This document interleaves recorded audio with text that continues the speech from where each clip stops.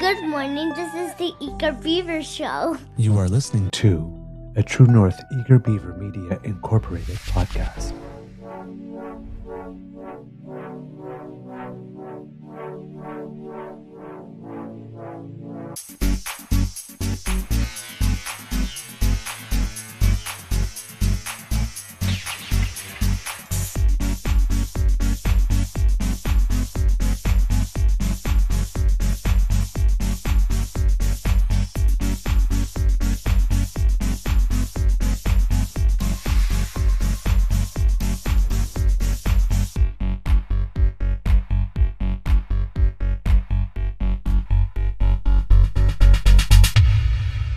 The True North Eager Beaver podcasts are proudly brought to you by our founding sponsors, the Miss V Mysteries from Corvid Moon Publishing, your source for science fiction, fantasy, and cozy mysteries featuring a broad diversity of characters.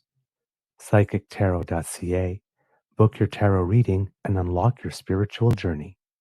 And the Pepper Master, hot pepper sauces made from farm-fresh ingredients to thrill your taste buds and expand your mind.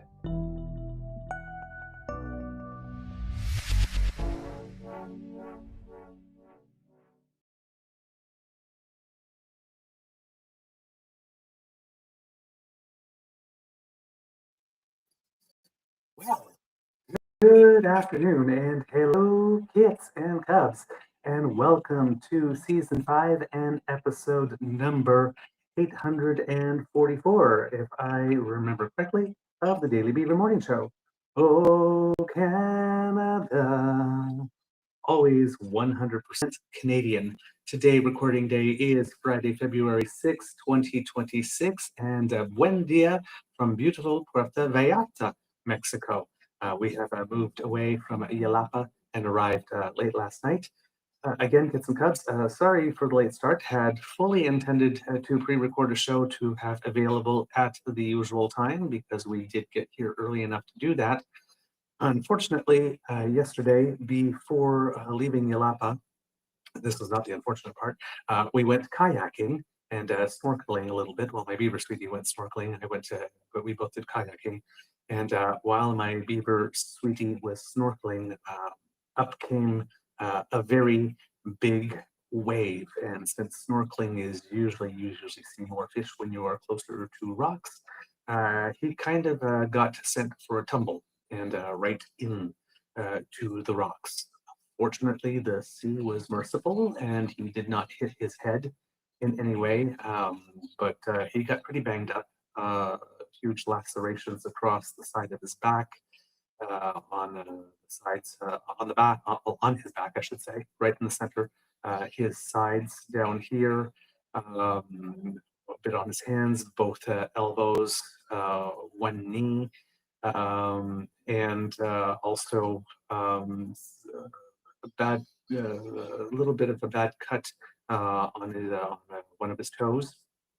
And we cleaned all that up yesterday. Cleaned it up. I took a shower where we are, cleaned it up, put some polysporin on it. But then we basically had to, I had to sprint over to where we were staying to grab our luggage. And we just made our actually a water taxi was pulling away and somebody was able to call it back. We made the trip into Puerto Vallarta. And when he got here, he took another shower and then noticed there were some weird things on his body.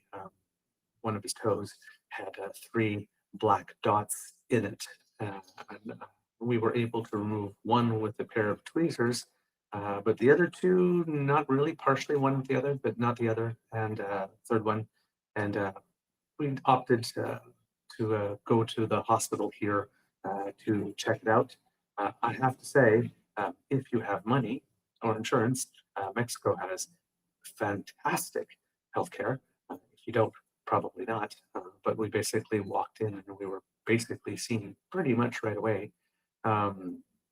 Minor surgery needed to be performed in order to extract what we believe is either shards of coral or maybe he is foot hit a fish that had maybe had spikes or something. But he had spikes in a few places, and it's a good thing we did go, and it's a good thing we didn't extract them all out at home, the ones that we saw, because there were a few we had not spotted, and had that remained in there, there would have been a very, very serious infection starting. And of course, all the wounds needed to be cleaned the right way, so there wasn't any sand or dirt in it in them, so that things could happen. So IV drip, antibiotics, lidocaine, um, uh, needles, and a whole bunch of stuff. Fortunately, they didn't need to use a scalpel to cut his toe open in order to be able to extract it. So the recovery will be a little easier, but he is on a treatment at the moment where we have to apply some type of topical cream that will act as a shield so that the wound doesn't get dirty for about 5 days, and oral antibiotics for 7. And he will be fine, but also good thing for travel insurance, because all of that cost about 42,000 pesos, which is about 3,000 something dollars. So maybe even close to 4. So yeah, without any travel insurance, this would have been an extremely, extremely, extremely expensive vacation. In fact, yesterday would have probably cost more than our entire vacation together. So yeah, we had some adventures. It took way longer than we thought it would as well, because some of those things were lodged and curved in. So to try to find the right direction and actually get at it and pull it out was a bit of a challenge. So and then of course trying to come down from the emotions, because we both had a pretty big scare. Pardon me. Um, going for a tumble like that, but of course me, well, he's lucky, like I said, merciful that his head was spared, and I am lucky that I still have him with me. So yeah, bit of a frightening ordeal yesterday, but all's well that ends well. He's fine. He's actually out running an errand or two at the moment, getting some food and stuff for us. But yeah, yesterday was an adventure. It's definitely an adventure, and a bit of a scary one. So, but yeah, and then coming down from the adrenaline and all that kind of stuff. So, yeah, we didn't get to bed at the time. I was fully expecting to be here by about 4 o'clock to record the show, have it in the can by 7, and go out and have a nice dinner and be in bed by 10. And well, life had other plans. So, thank you for your patience. Thank you for the love for my Beaver sweetie that you sent through the chats and all that kind of stuff. Like that, it was a scare. It was a bit of a scare. So, but yeah, as I said, all's well that ends well. So we're trying to, do the treatment that we have to do, leave it behind us.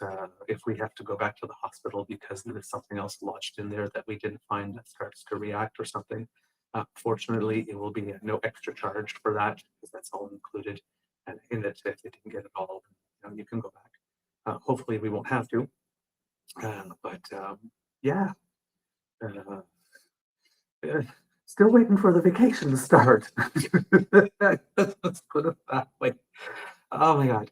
Not that we haven't had beautiful moments, but it just seems that this vacation, at least the first 5 or 6 days of it, has come with a lot more complications and panic and stress and holding our breath and stuff like that than we had originally planned and wanted for a vacation that was supposed to be, disconnecting, particularly for me. 6 years without a vacation, really looking forward to it. And it has not been restful so far. I am sad to report. We can laugh about it now, but in the moment, not fun. Not fun at all. So, yeah, Kitland Survivor Beaver Edition. Pretty much. Fortunately, nobody got voted off the island. So, yeah, again, thank the ocean gods for very, very, very tender mercies. Oh well, no, definitely not a. So so we both now had one experience in Puerto Vallarta where we got taken down by a wave. Me, it was several years ago, where a rogue wave just got me right in the stomach and sent me backwards and tumbling into the ocean, and I got sort of caught in a whirlpool. And for a moment there, I was thinking, "Oh God, great! This is it. This is how I die." And I don't even really like sun destinations. How typical and ironic. But fortunately, while I was mad, I kind of figured out, well, hey, I have time to be mad. Maybe I have time to figure out how to get out of this situation. And I started listening to where the sound was coming from, and then I was able to figure out where up was, and then time the waves and try to get up in between a wave and grab a breath of air, and got knocked down by another one. And then I timed it again, got up, and then was able to make my way back to shore. But and since then, I have developed a very, very, very, very, very healthy respect for the power of the ocean. And in fact, I'm a little afraid to go back into it. It has to be a super calm day, and I don't go far at all. And I was a competitive swimmer for a while, and as a kid, I was a total fish. Was in the water all the time, and now I'm when I go to the sea, not so eager to go into the water anymore. Not which is really weird for beaver, not being eager to go into the water. But there you have it. So adventures in Mexico. How's your mental health doing today, kids and cubs? Uh, Mine's doing better today than it was last night. I will tell you that. And now that I'm breathing easier, but I'm still a little. I'm trying to relax, all that kind of stuff. But I'm still a little. I'm still a little wound a little tight today from everything yesterday. There's I had to move mountains yesterday, so it was again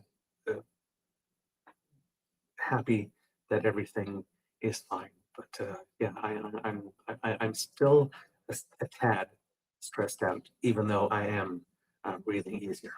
So hopefully, as the day comes, we're going to have a little beach time later on, and maybe a nice dinner. Maybe treat, because yesterday we didn't even get to treat ourselves to a nice dinner. So basically, not to say that going to a pub and having food isn't a pleasant experience, but I had nachos. That's what was available at that time for us. And we just wanted to just get sustenance in, because we hadn't really eaten since 2 o'clock in the afternoon. It was rather late when we got out and all of that kind of stuff. So thank you for your understanding. Big thank you goes to our podcast founding sponsors, the Pepper Master, the Mysteries from Corbin Publishing, and PsychicTarot.ca. I'm doing this all out of order. As you can see, I'm a little flustered.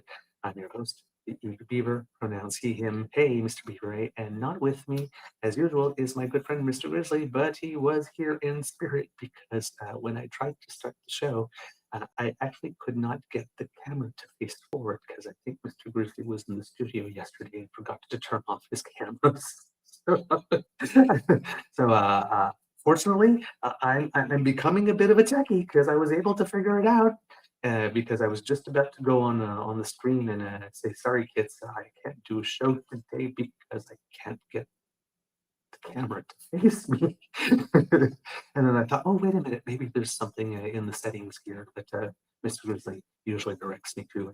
And sure enough, there was 2 settings for camera 0 and camera 1, facing back, facing front, and it was set on a camera facing back. So if I was actually doing a show with the camera that is as it is placed now, you would be seeing a tiled wall and a corner of a microwave oven.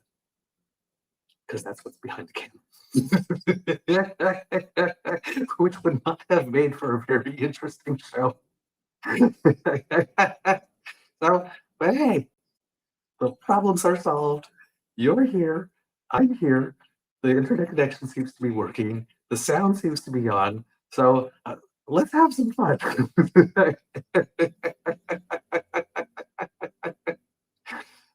Man, kids and cubs, quite a day, and quite a week in politics in Canada.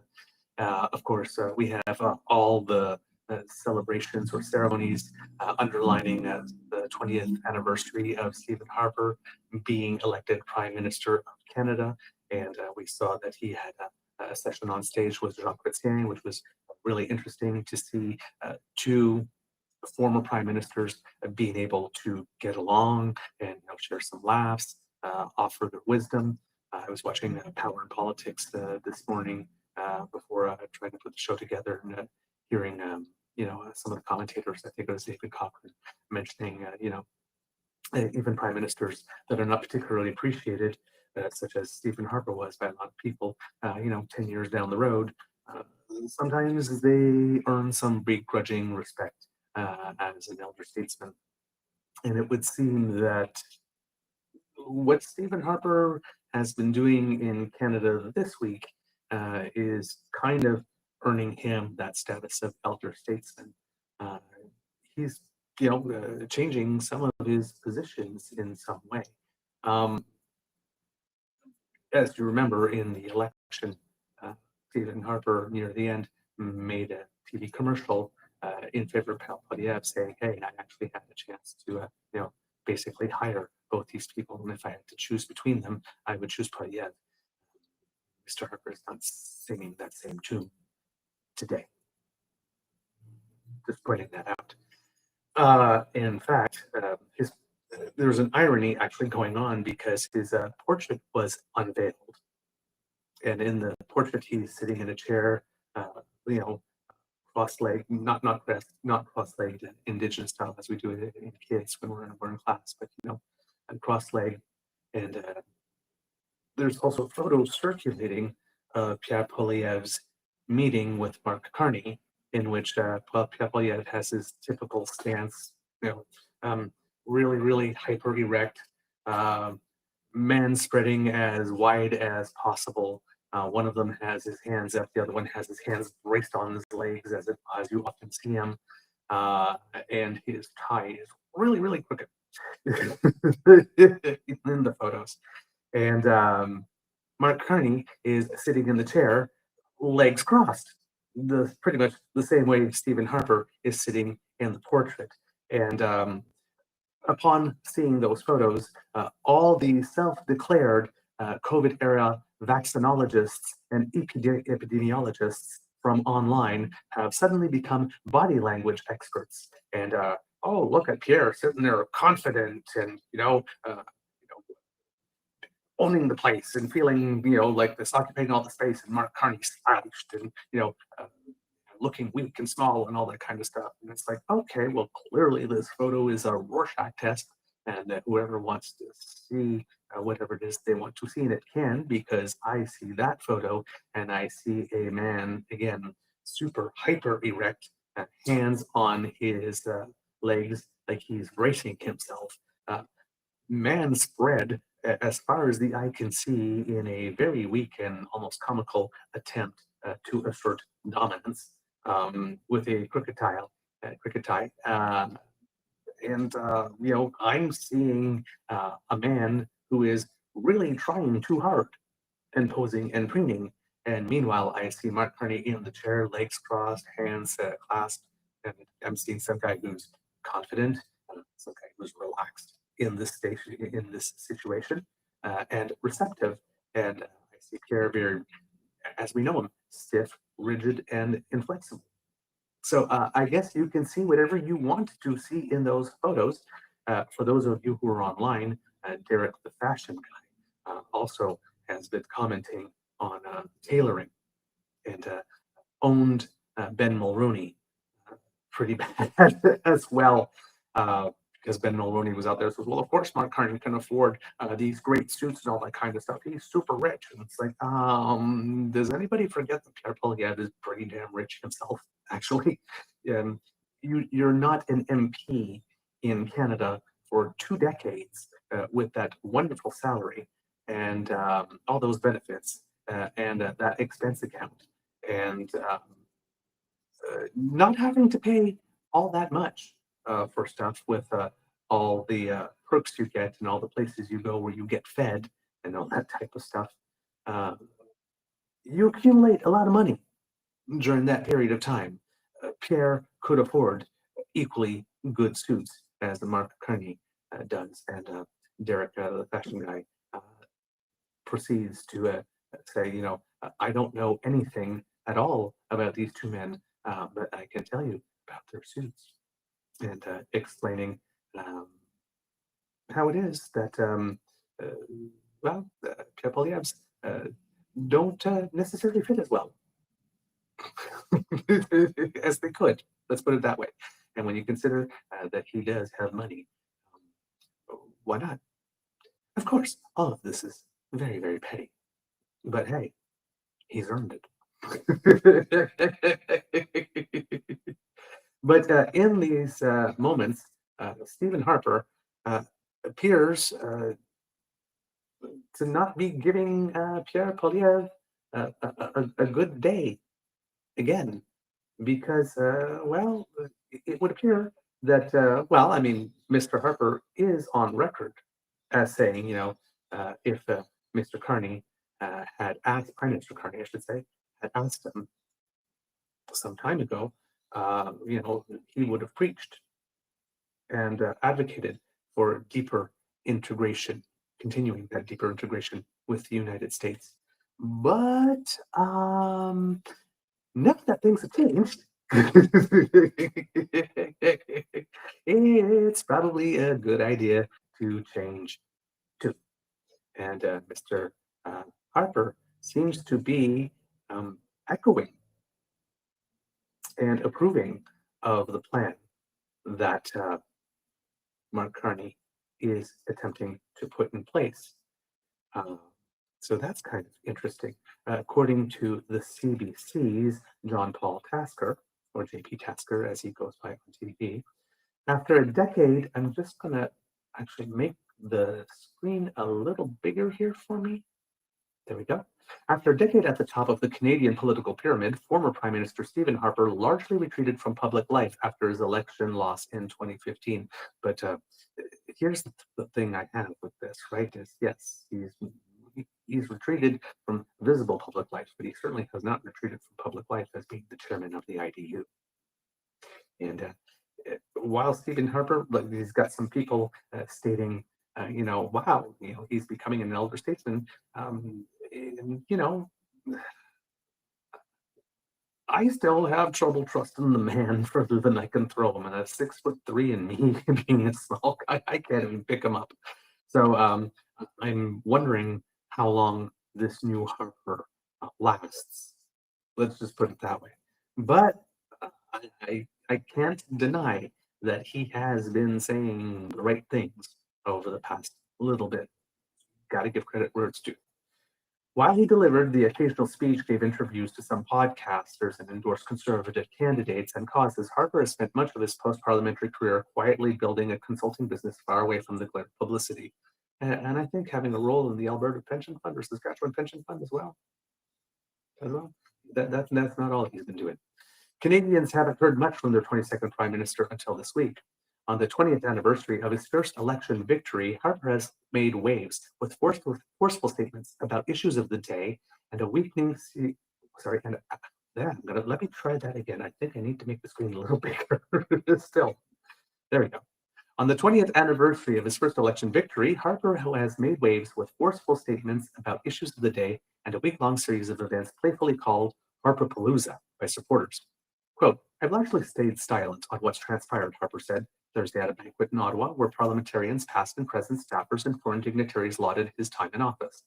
Now Harper is urging the two main parties to better cooperate amid Americans' aggression and other potential existential threats, and warning of the dangers of a, quote, hostile US to try and shake corporate Canada out of what he has described as its complacency. Wow. Okay. I see Brains is asking, so is Mr. Beaver at a resort or a rental? Rental. Mr. Beaver does not do resorts. First of all, a little harder to get food that is suitable for me with resorts. And I just prefer being in the neighborhoods and getting a real taste of the flavor of a place and being able to interact with locals. So yeah, definitely in a residence. And that's why my Beaver Sweetie has gone out to get some food, because I buy a couple of staples and whatnot. And don't always go out and eat, but eat a couple of things here as well, especially breakfasts. They can be expensive when you go out, and breakfasts are pretty usually easy to prepare when you're on vacation if you have a place that has all the cooking things that you need. Every now and then, if we're going away for a while, we'll actually make a meal or two or something along the way. There's some beautiful markets here where you can get some fresh shrimp and fresh vegetables and stuff like that, and just make something delicious. And I do like to cook, so it's kind of fun. But yes, we're definitely at a rental. Getting back to the story, Harper also chastised his successor, Justin Trudeau, because of course, right, for making the country, in his words, quote, weaker, and offered advice to Prime Minister Mark Carney on how to negotiate the Canada-US-Mexico agreement, including endorsing reciprocal tariffs on American goods. One can make the criticism that Harper also made the country weaker by pursuing deeper integration with the United States at the time, which has contributed to put us in the situation of vulnerability that we are in, and also for not particularly managing the end of the 2008 global economic crisis, when he even during it, it was against his political philosophy, of course, an economic philosophy, to spend that much money on stimulus, but it had to be done. And curiously enough, it was Mark Carney who convinced him that it needed to be done. But all the countries, the G7 countries, I believe, had committed to spending 2% of GDP in stimulus, and Harper never actually reached that amount because he wasn't really keen to do it. And then Harper was very, very keen on removing the stimulus as fast as possible. And as we all know, it provoked a second small recession. So he was not able to engineer the soft landing. For a trained economist, he was not able to do that. Ironically, Justin Trudeau, who's not an economist, who had the COVID crisis, which was far more impactful than the 2008 financial crash, was able to manage the mythical soft landing. So I'm not sure how it is we became weaker under Justin Trudeau, but the Conservative has to take a dig, right? So there's where he did it. Yeah, offered advice to Prime Minister Mark Carney. It's interesting how the advice is now flipping on how to renegotiate the Canada-US-Mexico agreement, including endorsing reciprocal tariffs on American goods. So Stephen Harper is all for reciprocal tariffs, even though they are taxes on Canadians. Probably very strategically placed reciprocal tariffs. Yeah, he's down with that. And he pitched an oil pipeline to the Pacific, of course. He said can solve two crises. So the pipeline can solve two crises: one, Western alienation, and an economy entirely too dependent on the US. I'm not sure that a second pipeline can work to reduce Western alienation, given how well the first one worked on that front.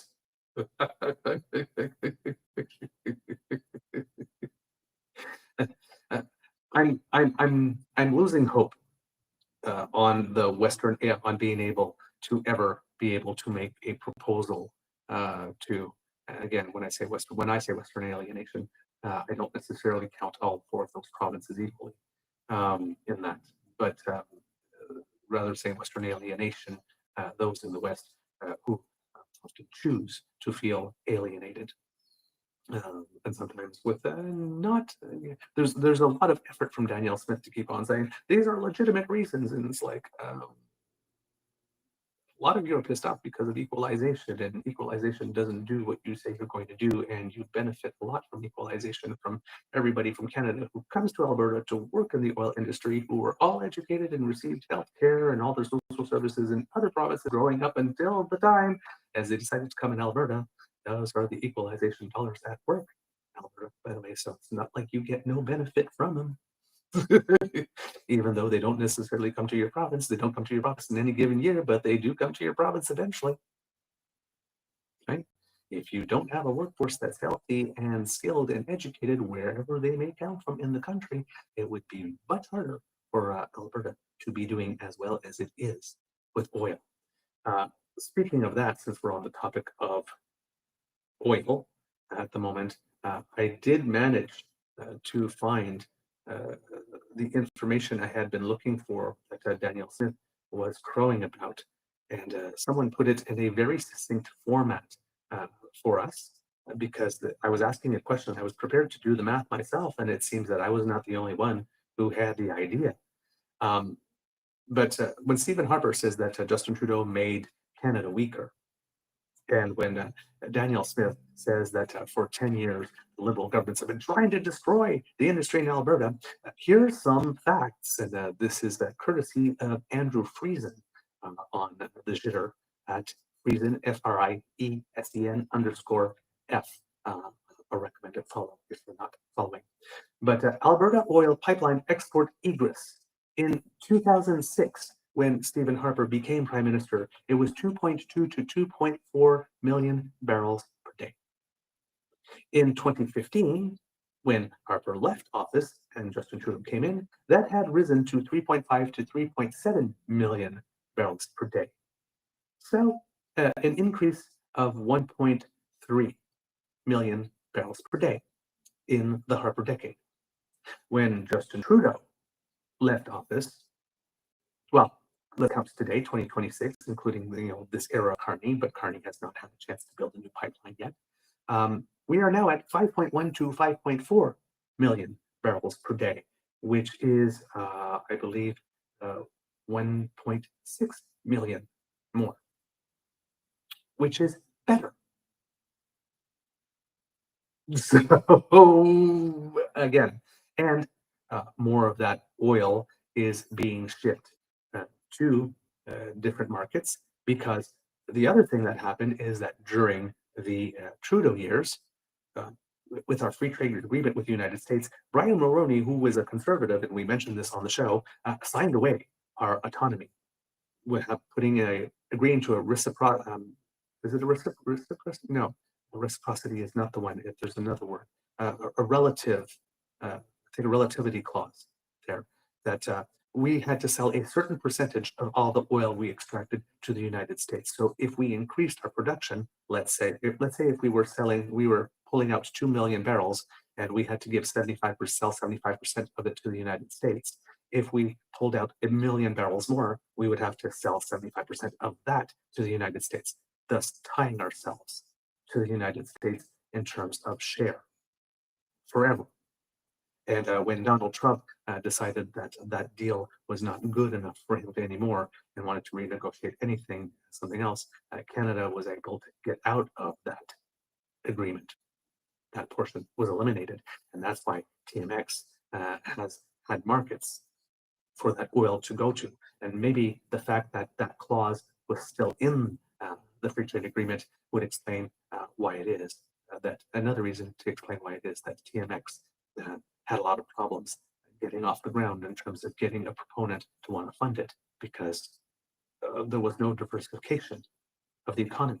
We would be producing more oil in quantity that maybe we could use to send to another market, but it's not like we could decrease. And then TMX came along, and all of a sudden, the share of our exports, percentage-wise, that go to the United States has dropped, and the share that is going to international markets other than the United States is starting to rise sharply. So, and we are also hearing other stuff, like, for example, there is a project going on to use a substance that would allow more oil to flow through the TMX as it is now, and a very appreciable quantity more, and it will only cost about $9 million to do that work.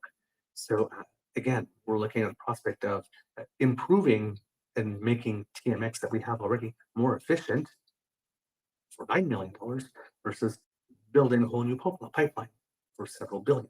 So there's a lot that we can still do with what we have, right, in order to take advantage of international markets. But that is happening in real time. So that we are weaker, I don't know. Because we also have to remember that even though negotiations for the free trade agreement with Europe started under Stephen Harper, he couldn't get it done. You know who did get it done? Christopher Freeland and Prime Minister Trudeau.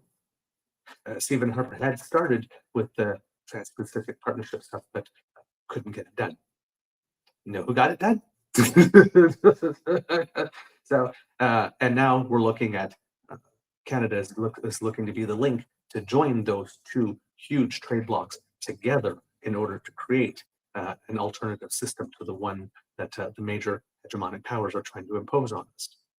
So all of this is happening under Liberals, while Conservatives are preaching, no, our trade agreement with the United States is the most important one. Why are you spending time going around the world trying to diversify our economy? You should be spending all your attention trying to make this deal work with someone who's very clearly stated they don't want it and that we don't have anything they need.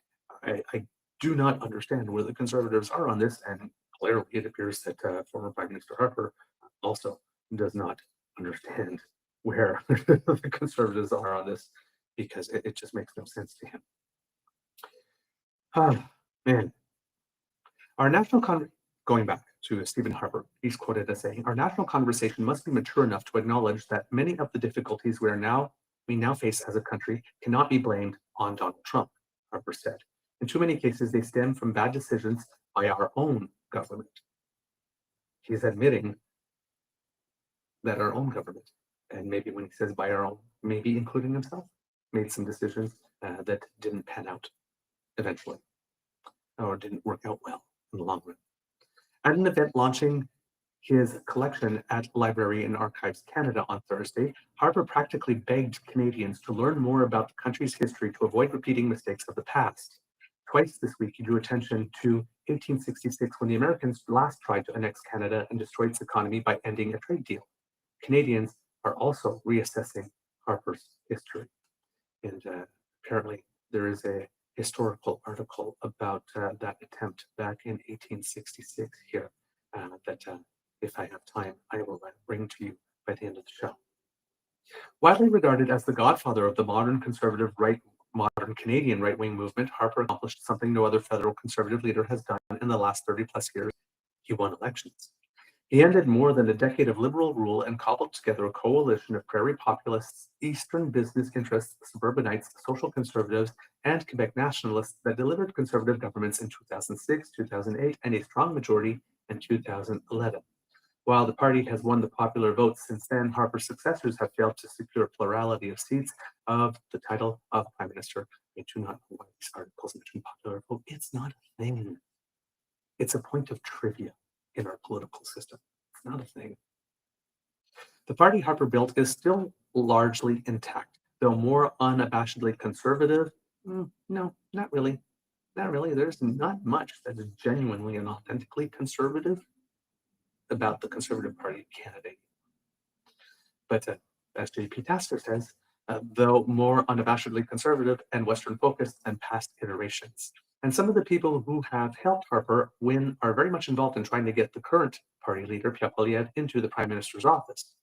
Harper's tenure was marked by some controversy. Remember the drama over the long-form census or the Poilièvre-backed Fair Elections Act, or the government squabbling with scientists. There was also the Senate expenses scandal and that $16 orange juice, but he should be thought of as a prime minister who focused on incremental change and delivering results, Harper Confidence told CBC News. Mr. Harper has a legacy of strong, steady leadership and genuine passion for our country, and it has really withstood the test of time, said Ray Novak. Oh my God, there's a name we haven't heard for a while. A longtime Harper aide who ended his government service as the Prime Minister's chief of staff and who also lived above his garage. Just saying.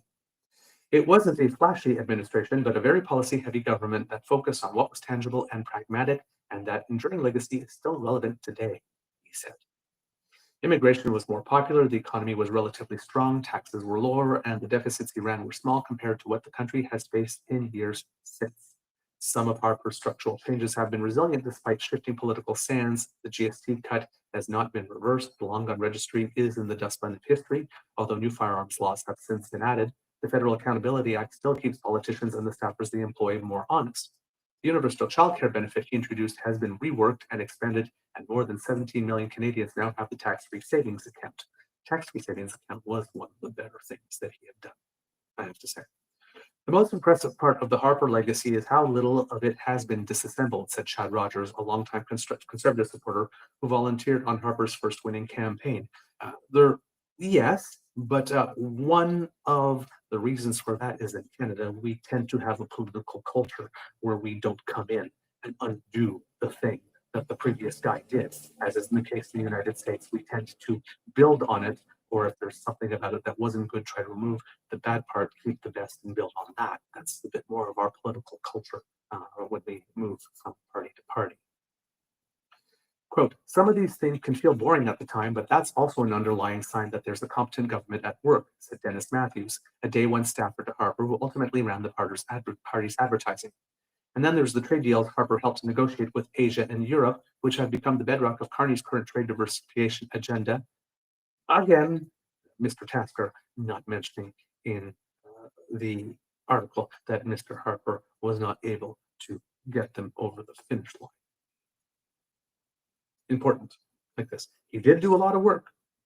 He's got to get credit for that, but he didn't get it over the finish line. Because if we as progressives campaigned and talked about politics the same way that the conservatives would do, so it doesn't matter. He didn't get it done, so it doesn't count. Too bad, right? We're a little more generous. We give credit for the road traveled. Let's put it that way. The free trade network is a critical strategic benefit. That legacy is worthy of a lot of attention and praise. It's not just on trade that the current Prime Minister has continued parts of Harper's agenda with some tweaks. While Harper often spoke of past Liberal decade of darkness on defense spending, to which the real decade of darkness actually was Harper's. He spent less. He brought our defense spending to less than 1% of GDP. Just saying. Military expenditures fell well short of NATO targets on his watch. Carney's government is now beefing up the military, and Trudeau did as well. And then let's not talk about what he did to the vets. Or actually, let's talk about what he did to the vets, because it was the vets that led the anyone but conservative movement, because they had so mistreated them. Oh, there's some noise here. Sorry about that. Just going to let that happen. Yes, Linda, we also had to undo the gag on scientists. And also, by the other thing that Stephen Harper did was announce money for programs, get all the media benefit from it, and then told the departments, I don't actually spend that money. Thus, in an attempt to balance the books, but thus creating a social program deficit within the country that needed to be filled. And Trudeau fixed that. So you have conservatives today saying, oh my God, Trudeau spent so much money. Yeah, because you left them a huge hole, number one, right? You did create a structural social policy deficit. The cuts to housing, the cuts to healthcare, everything that Harper did, the cuts to veterans. So that was created. That needed to be shored up. This taking no action of any consequence on the environment. Harper talked forever about a sector per sector approach that never really happened. Right? All those things needed to be fixed. And then COVID. Right? You still have conservatives today. Yesterday, I saw a tweet by the conservative whip, Chris Workington, saying, "Oh my God! After all those deficits of it's like, and yeah, the last 5 years. Gee, I wonder what happened in the last 5 years that made it such that we had to spend more money. Oh yeah, COVID. But I could understand why it is that you guys would want us to forget that COVID ever happened when you're talking about finances. And probably you want us to forget that COVID never happened because it wasn't exactly your most shining moment, was it? Because you supported the convoy. Yeah, it fed all that anti-vax stuff. Yeah, I guess you would like us to forget that COVID ever happened, and I can understand why conservatives would. And they always edit out the parts of the story that you need in order to be able to fully understand it when they tell it. There's a lot of selective editing with the conservatives. They don't like to tell the full story. Just saying. Just as Harper made 9 trips to the Arctic to draw attention to a region that has at times been an afterthought in Ottawa, but didn't really do anything for the Arctic when it comes to spending, though, which again left us in a vulnerable position. There's many ways Harper made us weaker too. Carney chose Nunavut as one of his first stops as Prime Minister and rolled out billions in new defense and social spending to assert Canada's sovereignty in the North. Prime Minister Harper had really strong instincts about sovereignty, trade diversification, energy security, and some of the geopolitical risks that we see today, said Matthews. Here we are today, 10 years after this government, and you look back at that and you think, wow, we were warned, he said. Some of the things Carney's focused on were in style. They fell out of style, and now they're back. Okay. And like Harper, a monarchist and history buff, Carney is embracing and celebrating Canada's past as he looks to revive patriotism in the face of an imperialist American president and separatist elements in Alberta and Quebec. Indeed, Harper's record on national unity, keeping Quebec separatist sentiment at bay and tamping down feelings of Western alienation was singled out by Carney as something he'd also like to emulate. Quote, Prime Minister Harper consistently understood that Canada's strength has always come from holding together a country that stretches from coast to coast to coast, he said at Harper's portrait unveiling on Parliament Hill on Tuesday. Carney said Harper's counsel, as the country grapples with a whole host of challenges, is, quote, greatly appreciated. Harper joked that Carney, it's a good thing that Mark Carney doesn't hold grudges, eh? Because that commercial that Harper put out at the end of the election, for a lot of people, would have been enough to say, well, that's it, guy, you're done. Thank you, we won't be calling on you. Harper joked that Carney may not have been prime minister if he hadn't spotted the resume of a promising young man looking for work at a nearby bank. Yeah, the resume that Harper forgot about when he made that commercial saying that he would choose Pierre. It's amazing how the story changed depending on the circumstances and the time. He's apparently gone on to enjoy some success, he quipped. Harper appointed Carney as governor of Bank of Canada in 2007. Novak said that sort of bipartisanship and Harper's joint messaging with the former Liberal Prime Minister Jacques Chrétien on the issue of separatism is healthy for our democracy and a potent force in the face of external threats. This I will agree. It's important for these elder statesmen to speak to the value of our country and the importance of keeping it together, he said. There are some people who so enjoyed the Harper Jacques Chrétien moment that they're thinking, these two should take this show on the road. There may be lessons in Harper's success for Poilièvre too, observers say. While the Conservative leader appears to be on the back foot with polls showing the Liberals are in a strong position, Harper faced similar circumstances and eventually prevailed, said Rogers. I think if Pierre takes one lesson from the Stephen Harper in the 2004-2005 era, it's to keep your head down, focus on talking to the people who share your beliefs, focus on your plan, and don't worry too much about what the fancy people say, he said. Oh, yes, the fancy people. Minutes before Stephen Harper became prime minister, there was a lot of very smart people who said it could never happen, and then said it wouldn't last, and that he would be gone. It was a blip on the map. In the end, it was a durable 10 years in power that made Canada better. That's a quote, and not John Paul Tasker's opinion here. So that was sort of like the whole remembering of everything. But Stephen Harper, had some things to say about cooperation and that it's time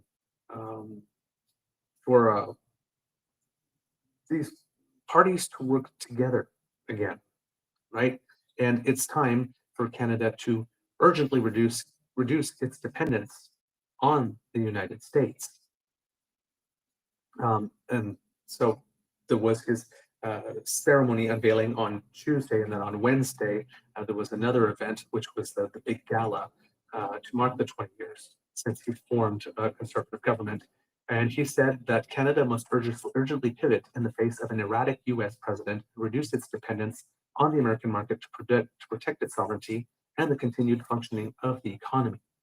He says that the US has become hostile, and its leader, President Donald Trump, is openly questioning Canadian sovereignty, launching threats and betraying trade deals, which poses a, quote, serious challenge that demands a muscular response.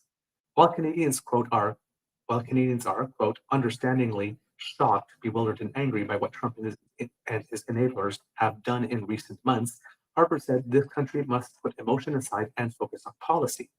He said many in the business community believe, quote, things will go back to the way they were in due course with a secure, predictable access to the US market with an American government that upholds a global order. I do not believe that's a safe assumption, Harper said.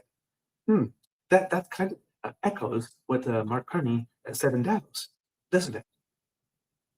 I'm hearing, I have memories of Davos by President's Choice. In my ears, I'm hearing Harper speak here.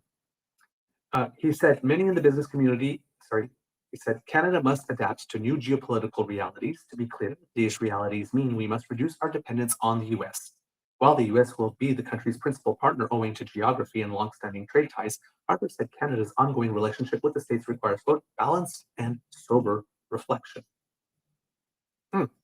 As Canada prepares to review CUSMA, its free trade agreement with the US and Mexico, Harper said the government must ensure two outcomes from those negotiations: protecting Canada's industrial base and preserving the right to sell its critical resources to non-US countries. Harper said Canada should consider levying tariffs on US goods because a one-sided tariff arrangement could decimate the manufacturing sector. Prime Minister Mark Carney dropped many of Canada's reciprocal tariffs on US goods last summer as he pushed Trump to end the trade war. And Harper warned that Canada must not become a captive resource colony of the US, shipping its valuable energy and minerals to a single customer, or reducing exposure to a single point of failure. He said Canada must also push through an oil pipeline to the BC coast and streamline regulation process to quickly build other projects that can help prop up an economy facing an assault and attack and attract global capital. Quote, not someday, but right now, he said, friends, we need this. So as conservatives are stalling and dragging the heels and criticizing and saying, oh, this is an illusion and it means nothing, and, being otherwise unhelpful, Stephen Harper is going on, chop, chop, people. Chop, chop. And Stephen Harper, for all his faults and what we progressives might think of him in a less flattering light, is someone that does still have a lot of influence within the Canadian conservative movement, and a lot of people still listen to him. So this has weight within that circle, especially. Harper said supporting the natural resources sector will solve two of the country's problems, reducing the country's over-reliance on the flow of goods to the US and Western alienation, but has prompted an Alberta separatist movement. While Harper has said relatively little about his successor, why, former Prime Minister Justin Trudeau, he said Wednesday that the last Liberal government reversed many of the policies he enacted while in office, and then, of course, they leaving Canada weaker and divided. I don't believe that that's the case. There were other issues that led to this division, and not all of them are internal to our nation.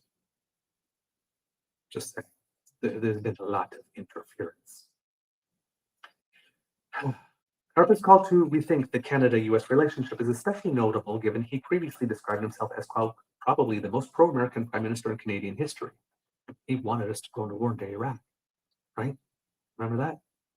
Meanwhile, Carney has launched the Major Projects Office to help fast-track projects in the natural resources and energy space. As part of his memorandum of understanding with Alberta, Carney has also endorsed a new oil pipeline to the Pacific to sell more Canadian oil to markets in Asia and elsewhere. Harper also noted in his remarks Wednesday evening that Canada has started to stare down an aggressive American. Let's try that again. Harper has also noted in his remarks Wednesday that evening that Canada has stared down aggressive Americans before. In 1866, the year before Confederation, some members of the US government floated Canadian annexation and ripped up an existing free trade deal with Canada. Countries' leaders at the time did not shrink in the face of US hostility, Harper said, but banded together to form a new nation, Canada, to resist American expansionism, and a similar approach is needed now. Quote, it's fashionable to pronounce everything today as unprecedented, he said, something that comes about because we become a country that, well, doesn't teach history anymore. But what happened then and what's going on now are, quote, uncannily similar, he said.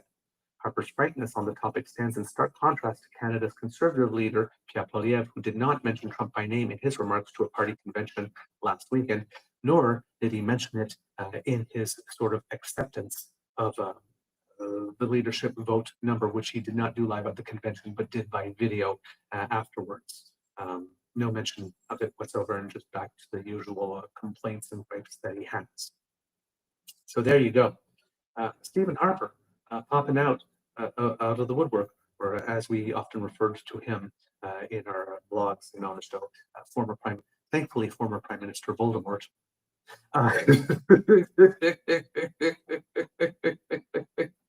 But yeah, definitely making some waves and obviously causing some problems for Pierre with the future of his leadership by telling basically giving permission for the Canadian Conservative movement to be okay with collaborating with Mark Carney and even Mark Carney's plans. And there's a certain segment of that group that is going to listen to him. And if that happens again, I say, let the floor crossings begin.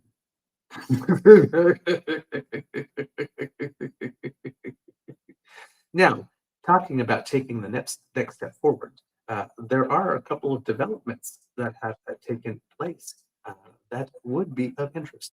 One of them involves the Build Canada Homes program.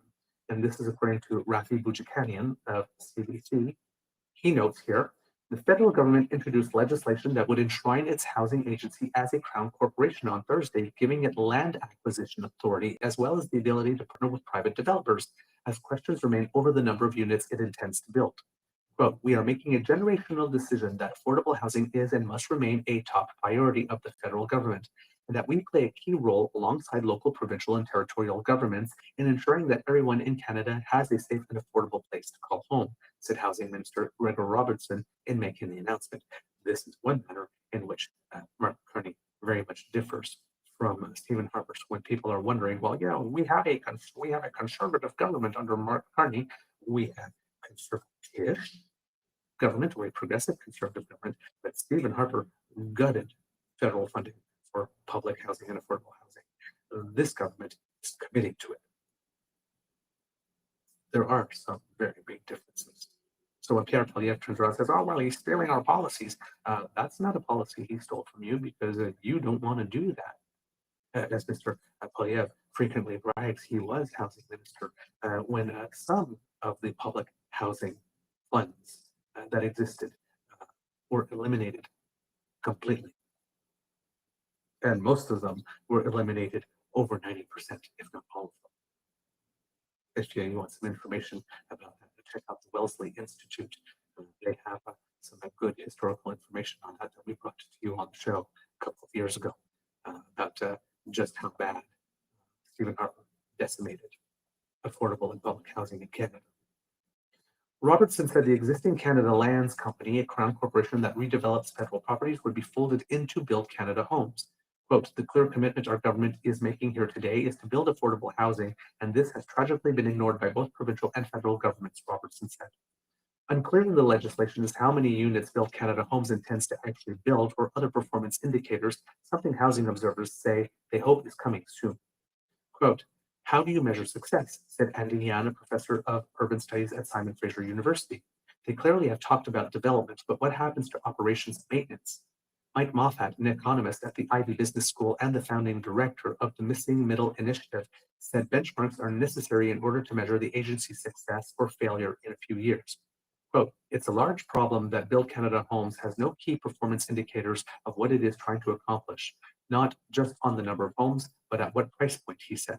Are we building homes for single individuals or for families? Carolyn Witzman, housing and social policy researcher at the University of Toronto, said she expects to see targets sometime soon, but was not surprised that they are not in the legislation. Quote, my confident prediction is that in the next year, there will be a new national housing strategy developed, she said, and that is where benchmarks would appear. Asked about a quota during the news conference, Robertson said that the number of homes built depends on how much private capital they can bring in. Quote, so we will be pushing to attract as much private capital as possible, getting far more affordable housing built than in the typical model of just public funding, he said. The Conservative Party has previously been critical of Build Canada Homes for adding a layer of bureaucracy to home building, and it did not indicate whether it plans to support the bill. Quote, the legislation was just tabled. I look forward to studying it in detail, and I look forward to discussing with colleagues, and I look forward to participating in the debate, which is a reasonable position at this particular point in time, said Conservative MP, I hate to say this, Garnet Genuous, who represents the Edmonton area of Sherwood Park, Fort Saskatchewan. Now, let's see what happens after you consider it, once you've had it on your desk for a while. All right. NDP Housing Critic Jenny Kwan criticized the bill for not defining the term affordable housing, and also noting in a statement it grants extraordinarily broad powers to Build Canada Homes, allowing it to finance and partner with virtually any person or entity, acquire and develop land, own and operate housing, and invest in third-party ventures, all with minimal constraints and limited parliamentary oversight. She also said turning the agency into a Crown corporation, quote, removes accountability from the Minister of Housing. Moffat pointed out that independence could be valuable. He said that any government agency could be susceptible to government interference, and Build Canada Homes would now have a layer of separation. Quote, you want an agency like Build Canada Homes, for instance, to be building homes where they're needed the most, building homes where they can get the best deal possible, right? You want to avoid situations where they could be making announcements in a particular riding right before a by-election. Robertson did not say whether the government has any specific land acquisition in mind, only stating he views that as a key component. So structurally making it such that Build Canada Homes is a little less open to interference by the government, including the government of the day that is establishing it. So it seems that we have a prime minister that doesn't only care about doing the right thing, but doing the right thing in the right way and building it for the long term and making it more difficult to be destroyed once he's no longer in office. Very, very, very smart. Also very strategic, and a sign of good planning, and a sign of a man when he said, I'm not here to become a big person, I'm here to do big things. Here's an example. Because if you create a law, like for example, the Accountability Act that Stephen Harper put in, but then you have some loopholes in it so that it doesn't actually apply to you or your government as the Accountability Act did. Then what's the point, right? When you're building these types of institutions, you have to shape them from the ground up in such a way that they are resistant to political pressure and that somebody cannot just eliminate them on a whim. So it seems that that's what Mark Carney is doing here. The other big announcement yesterday had to do with electric vehicles, because there has been some big moves on that front. We had been hearing over the course of the last while that it seemed that the government was itching to or moving towards scrapping the electrical vehicle mandate as designed by Justin Trudeau at the time. And industry was calling for it. He wasn't actually saying he was going to do it, but you could see that the steps were being taken to sort of lead to that place. And then on the show, we had mentioned also that the EV rebates that we used to get had also disappeared. The fund, it was very popular, and the fund had pretty much been oversubscribed. All the money had been spent, and that money had not been renewed. And I had stated that the government was probably should renew something like this in the future, but it hadn't happened yet. An announcement announced.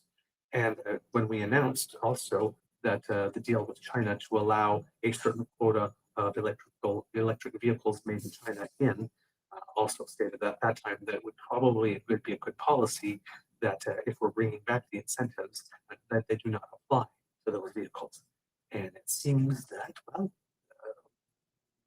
I'm not going to say Mark Carney agrees, because it's not like we had a chance to have a conversation with him and say, hey, maybe you should do this. Because yeah, we agree with you. But it seems that we did call it and that we did see it coming. So that's pretty interesting. According, here we go. Oh, well, this is just a little update thing here. I need to get the full article for you here because this definitely will not be enough because there's a lot to this. It's not just how would I put it? It's not just a mandate to produce a certain number of EVs in the market by a certain time or a date by which we would phase out internal combustion, the sale of internal combustion engines in new cars. There's actually a little more to it than that. So according to Ashley Burke and David Thurton of CBC News here, Prime Minister Mark Carney is repealing Canada's electric vehicle mandate that required all new car sales to be electric in a decade, scrapping another Trudeau-era environmental policy. Scrapping in a way, but also, as you're going to hear, really building on the idea, but going through a different path to get there that may be more pragmatic rather than aspirational, if you would like to put it that way. Instead, Carney is taking his own approach by introducing stronger greenhouse gas emission standards for vehicle models 2027 to 2032 to encourage automakers to produce more zero-emission vehicles. Quote, Canada will set a new, more ambitious sovereign path to reduce automobile emissions, Carney said at a news conference at an auto parts manufacturer in the Greater Toronto area.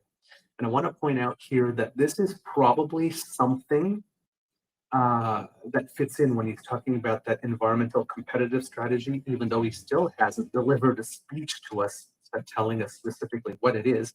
Here you can see it in action, right? Where he's saying, you know, we don't want necessarily targets, and we don't necessarily quotas and stuff like that. What we want to do is actually reduce emissions. Let's get some results. So he's moving it from a mandate-based program in terms of number of vehicles to a GHG emissions-based program. So if you want to reduce GHG emissions, then actually count the thing that you want to reduce. Right now, of course, the other way around, you know, if by 60% of vehicles by X number for sale now by X year are zero emission, you are reducing emissions, right? But you're focusing on the number of cars for sale and percentages of cars for sale and whatnot, whereas this is specifically focusing on emissions from tailpipe. He goes on to say, we're tightening by twofold our GHG emission standards, and we're giving the industry the flexibility on how they achieve that, whether through plug-in hybrids, EV, more efficient internal combustion engine vehicles, or maybe in the future, hydrogen, for example. The government unveiled its new national automotive strategy aimed at protecting Canada's auto sector and jobs in the face of US President Donald Trump's desire to move vehicle production south. Ottawa is also trying to jumpstart the country's battery-powered vehicle industry. Carney expects his new emission system will lead to 75% of new cars sold in Canada being electric by 2035, an ambitious goal, but still less than the previous mandate that Carney is ditching because that one was 100%. Government officials said they haven't precisely calculated how much carbon pollution the new system will eliminate, but Carney said it was modeled based on grams per mile. So it's a 57% reduction in the emissions as this ramps up for the vehicles in the country, Carney said. Carney announced the Liberal government is also launching a new $2.3 billion program to offer consumers and businesses purchase or lease incentives of up to $5,000 for EVs and up to $2,500 for plug-in hybrids. So those rebates are back. Plug-in vehicles must be under $50,000 to qualify and be made by countries Canada has free trade agreements with, which would include any vehicles made in China. So China can sell some vehicles in Canada, but if you're going to buy a vehicle made in China, you cannot get the rebate because we don't consider it a market economy. And we have no free trade deal with them. Very, very, very, very clever filter put on that. Very clever. Let's see what else it says here. Canada and the price cap of under $50,000 will not apply to Canadian-made vehicles. So if you go and buy an EV or a plug-in hybrid or whatnot that is over $50,000, but assembled and made in Canada, you do get the benefit. But for them coming from everywhere else, if their car is worth more, then they don't get the benefit, which also encourages manufacturers and automakers of electric vehicles from around the world to produce and offer vehicles that are at more affordable price ranges. Very, very important. Plug-in, but the maximum 5,000 and 2,000 rebates will only be available for 2026. Starting next year, both rebates decrease steadily until the program is slated to end after 2030. So it'll be 5,000 and 2,500 for electrical vehicles and plug-in hybrids, respectively, in 2026. 4,000 and 2,000, 2027, 3,000 and 1,500, 2028, 3,000 and 1,500 in 2029. So we'll stay stable for those 2 years. In 2030, 2,000 and 1,000. And then, according to this, there will be no more incentives. In the past, Canada offered a popular rebate of up to $5,000 to consumer to bring down the cost of plug-in vehicles, but the program ran out of money more than a year ago due to high demand. So again, what they're saying, you've got the auto manufacturers saying, well, it's like Canadians are not buying them. That's why this mandate is not good. Canadians want to buy them, but when the incentive went by the wayside, also the market for it. Yes, and right now we're at the part where most of the early adopters, what was being explained here to me is that people who were looking for, if they already had a car and looking for a second car or whatnot, and they had that money and they were early adopters, they would often use that opportunity to buy an electric vehicle. But again, there's a lot of people that have range anxiety and all that kind of stuff, and the charging infrastructure isn't as good as it could be here in Canada. Thank you, Ford, for ripping out those stations, by the way. Not helpful, but how was it put to me?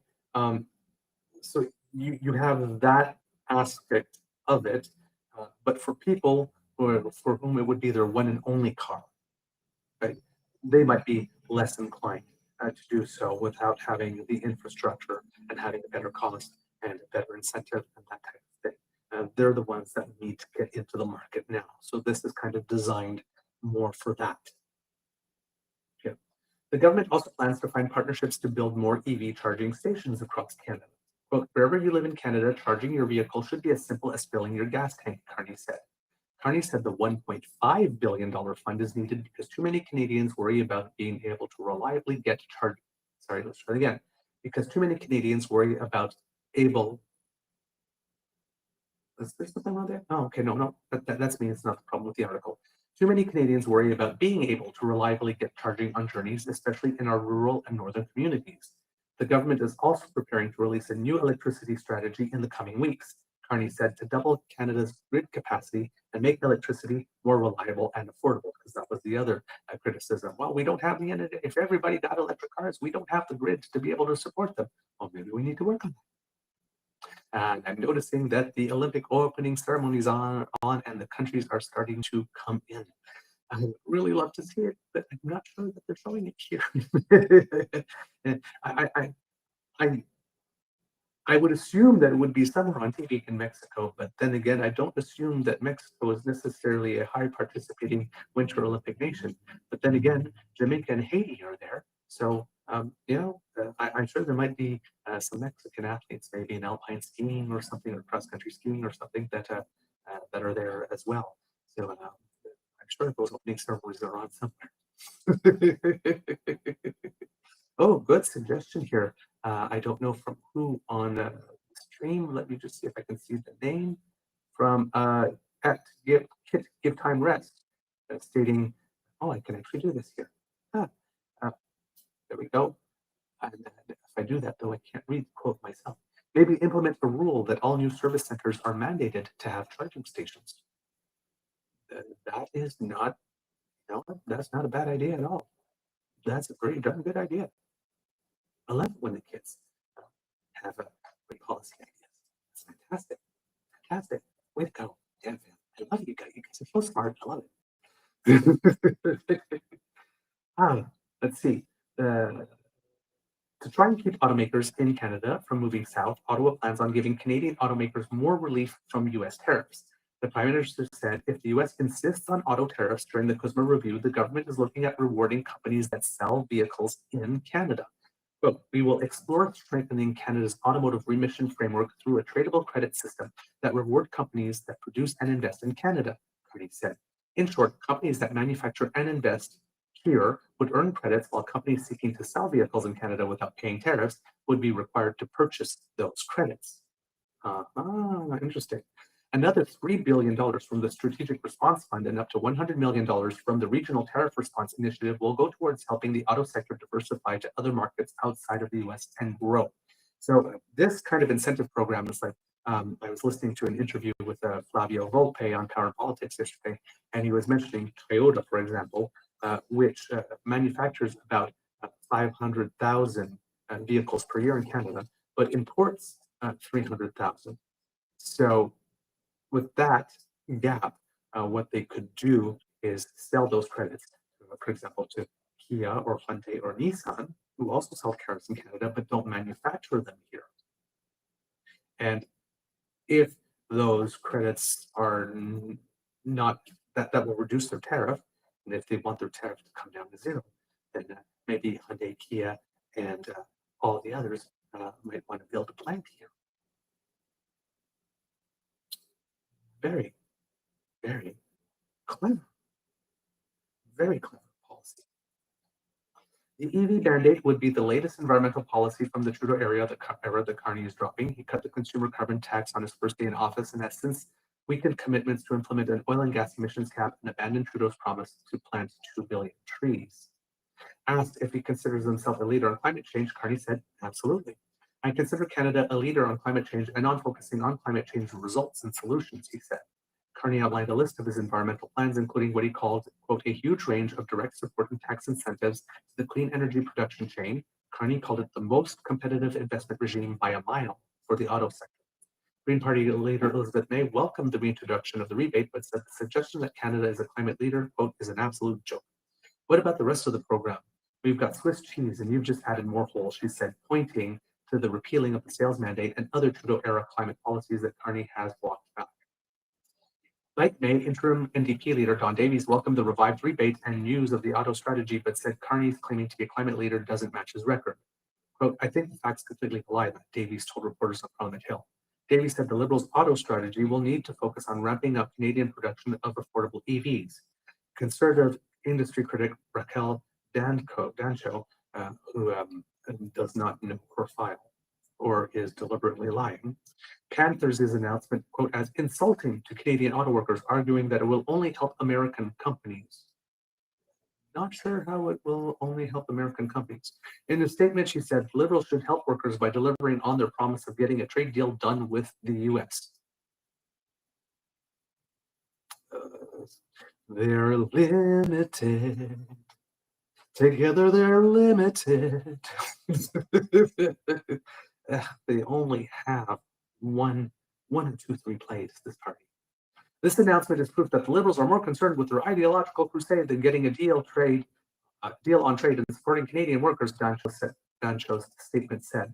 Of course, that's BS. Flavio Volpe from the Canadian Auto Parts Manufacturers Association pointed out that no, because Rachel Dancho says it's the same policy as Trudeau had, except for 100% EV sales. It's going to be 75%, but it's the same damn thing. And it's like, well, no, it's not exactly the same damn thing, because by focusing on this, car companies that are still using internal combustion engines, but who increase the efficiency of that, therefore reducing GHG emissions, will get some credit. If a company wants to get into hydrogen, which is not an EV vehicle, they were excluded. Now they will get credit. If more companies don't move to full EV but move to producing more hybrids, they will get some benefit. So there are more options that companies can use in order to meet the emission standards, rather than a mission that a mandate that X number of cars need to be EVs by a certain time. So it allows many more paths for companies to get there while actually reducing GHG emissions along the way. At some point, we are going to get to an auto industry that is producing new vehicles that don't have internal combustion engines, because as more Canadians adopt them, as more charging stations become available, all that type of stuff, as there is more demand for it and more infrastructure to support it, then at some point the incentive becomes obvious to the car companies that there's less and less market for the internal combustion engine, and that will just eventually happen. So that was particularly important in terms of the comments. Mr. Volpe also had a few other things to say that were rather important to provide some context. So there is the fact, as we mentioned, right, granting credit for more efficient internal combustion engines that, as the article said, will reduce emissions at the tailpipe by 57% over the next few years. And then, of course, he is mentioning in this, we have to remember one of the reasons why the mandate was a problem is because with this trade war, our exports to the US have dropped 26%, which represents about a $10 billion hit to the economy.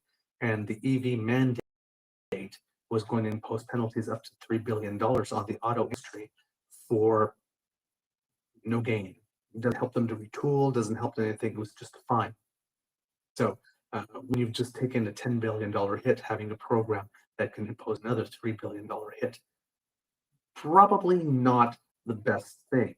And this is current circumstances that have changed that, of course, with what the United States is doing, because that's not what was in play when Justin Trudeau had actually passed that law and put that standard in. But now that we're dealing, again, with the world as it is rather than the world as we would like it to be, that $3 billion fine, getting Canadian companies who are losing $10 billion to spend another $3 billion to get nothing for it, only because they've been bad or they didn't meet the goal, not particularly economically efficient at this particular time. So we had to take another path. Also, with regard to the decreasing amount for the incentive, Flavio Volpe also has no problem with this, because he says that as the need for these incentives will decrease as the industry grows, as more players come into the market, as more of the players start providing more affordable cars, and the more they sell, well, then you get the benefit of economies of scale as well. And he reminds us that when Ontario first offered an EV rebate 15 years ago, that rebate was $14,000. And again, we were buying Teslas that were over 60,000, right? So it's natural that the amount of incentive will decrease over time as costs come down. So there you go. Also mentioning here with the other stuff, $1.5 billion for charging infrastructure, and the clever part with regard to Chinese EVs, because Chinese vehicles that have no Canadian content or labor are expressly excluded, which will probably go a long way to also it gives another arrow in our quiver in dealing with the United States on trade, as they're yelling at us about China. Well, Donald Trump has just made this fantastic, amazing deal with China. And by the way, Jamil Javani, there's a little more about his meetings, and it seems that Jamil Javani's solution to getting better trade negotiations with the United States is, hey, United States, if you want to deal with China on your trade, you make all the deals with China you want. You knock yourselves out, you go crazy. We here in Canada, we will tie our hands behind our back and we will make no more trade deals with China whatsoever, leaving the entire terrain up to you, and thus eliminating one market, really big market, that allows us to diversify. And that's how we will save our US trade deal with the United States. The Father Mucker sold us out.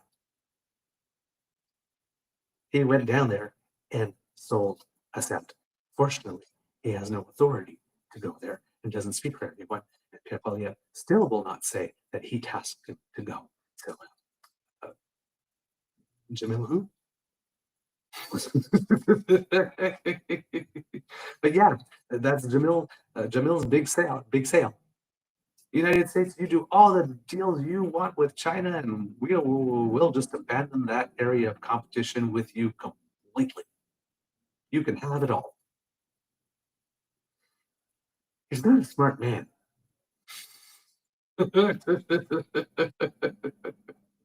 And of course, the tradable credit system, as we mentioned here, that could encourage manufacturers who sell cars here but don't manufacture them here to maybe want to put a foothold here in Canada in order to avoid those tariffs, or avoid having to buy credits in order to be able to sell.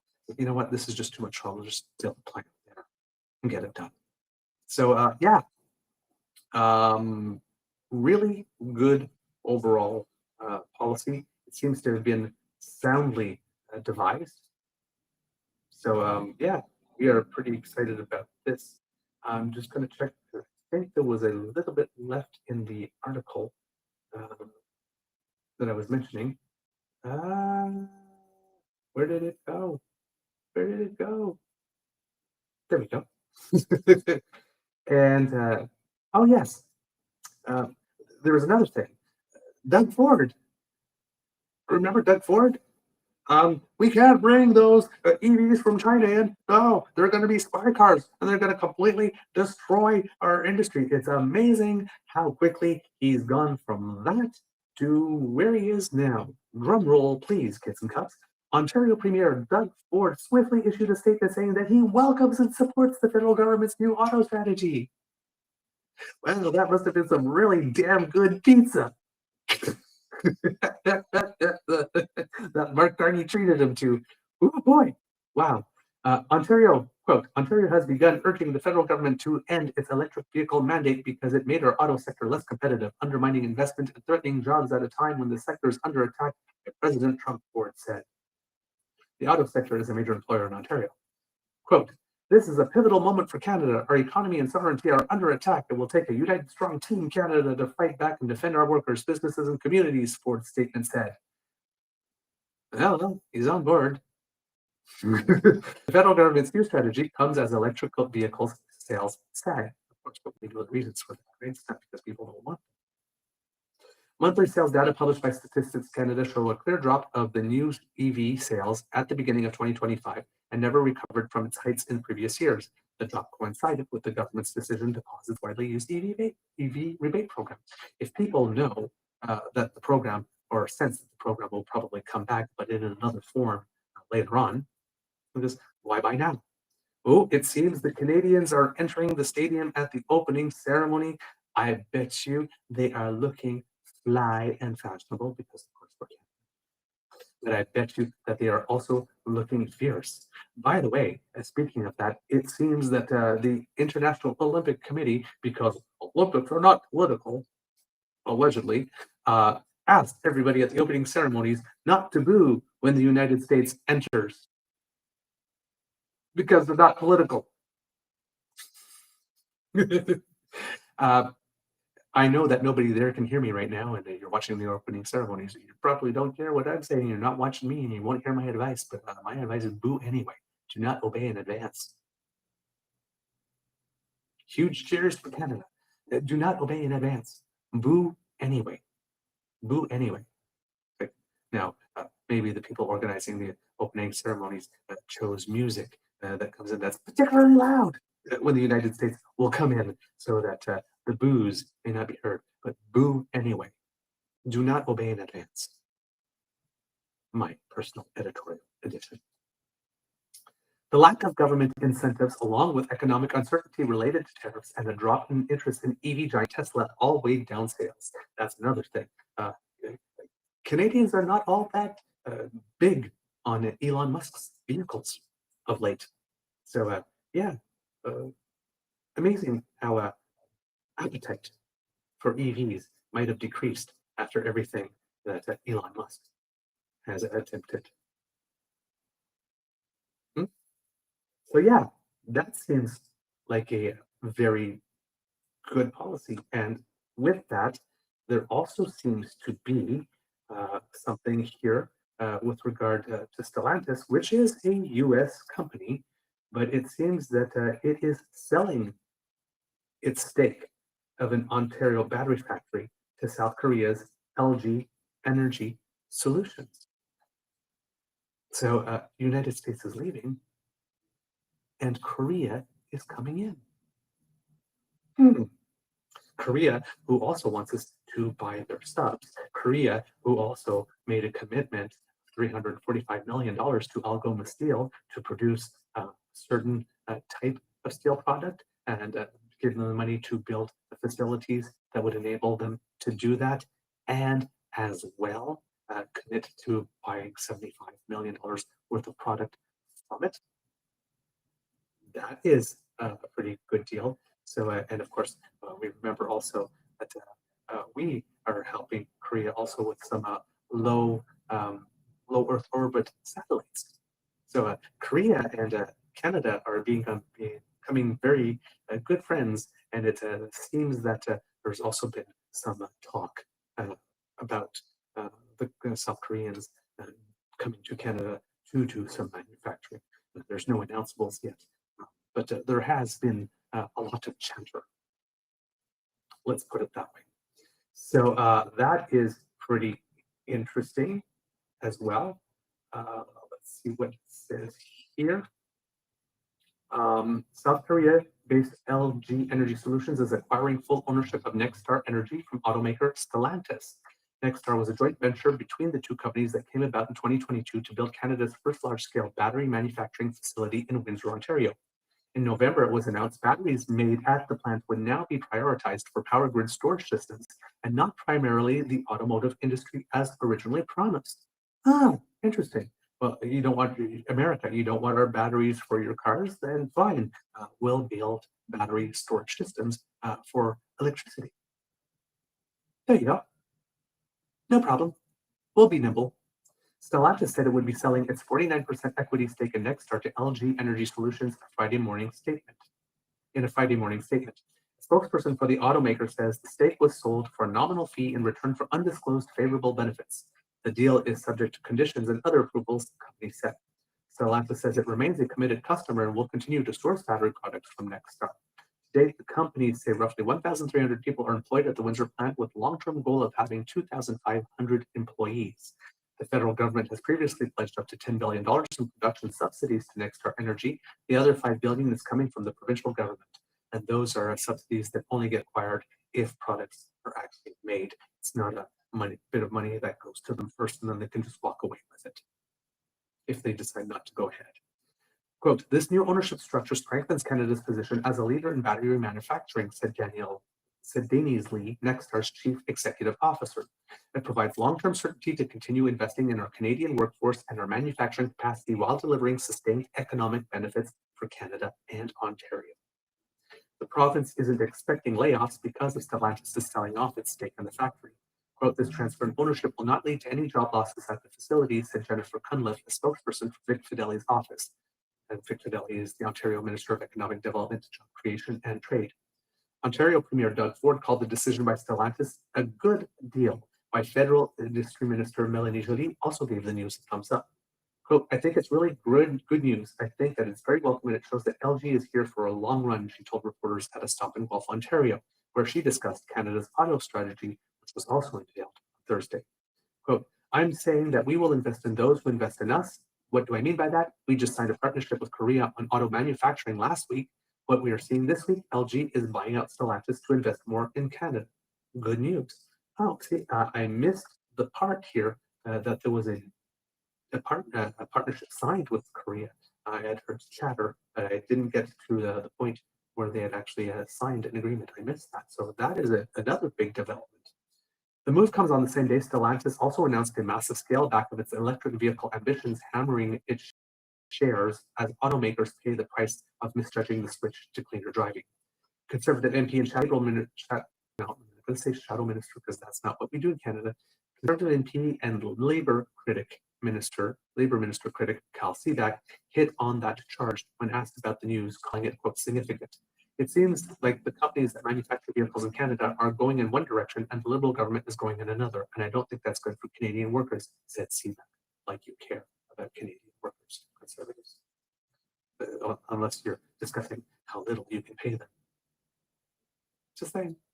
He called for the government to remove the tax on Canadian-made vehicles, blah, blah, blah, blah, blah, blah, blah, blah. Stellantis Milan-listed shares plunged as much as 25% on Friday, the lowest since Stellantis was created in early 2021 through the merger of Fiat Chrysler and Peugeot maker PSA. By enabling LG Energy Solutions to fully leverage the Windsor facility's capacity, we are strengthening its long-term viability while securing the battery supply for our electric vehicles, Stellantis CEO Antonio Filosa said in a statement issued Friday. This is a smart strategic step that supports our customers, our Canadian operations, and our global electrification roadmap.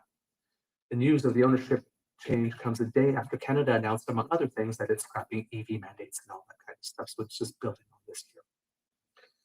The union representing workers at the Windsor factory says it's looking forward to continuing its bargaining relationship with LG. In an online statement, Unifor says it commends LG for its, quote, versatility in providing and pivoting to maintaining production in a changing marketplace. Local 444 members at Nexstar will continue to be employed under the terms of their collective agreement, which is set to expire in July of this year, the union stated, while at the same time demanding Stellantis fulfill what it refers as, quote, outstanding obligations to members as its idled Brampton assembly plant. Unifor Local 44 President James Stewart thinks it's an indication of how LG wants to broaden its horizons to grow business. Quote, companies like Toyota and Honda and Ford may not be interested in buying a product that's got ownership by Stellantis, Stewart told CBC News. This decoupling, I think, allows Nexstar the opportunity to add more additional lines with new technologies in the facility that allows them to adapt to new customers. As for Stellantis, Stewart believes it allows the automaker to concentrate on its core business. Quote, they've had to pivot over the course of the last year and a half. They've had to change their plans because of the market in North America. This is also a sign that things are not going well for it in the United States of America if it has to abandon this portion of its business plan, portion that is geared towards future growth in the market of the future. It must be because they're suffering as well in the United States and just don't have the funds to do it anymore. Well, Trump, the United States is doing it to itself. I have no sympathy. Nexstar does not supply product directly to Stellantis Windsor assembly plant, according to Stewart, so nothing changes for their current orders. And there you have it. So lots of stuff going on here, kids and cubs, with regard to us taking the next steps that we need to take in order to diversify and strengthen ourselves so that we can resist the onslaught that the United States is trying to impose on us, and also make it such that we are not in a position of supplication when it comes to the United States, that we actually have options, can exercise them, and that making that reality something that we can gain some leverage from. One other thing I wanted to mention here, kids and cubs, if I can find it for us, is there's been a little bit of news with regard to foreign interference.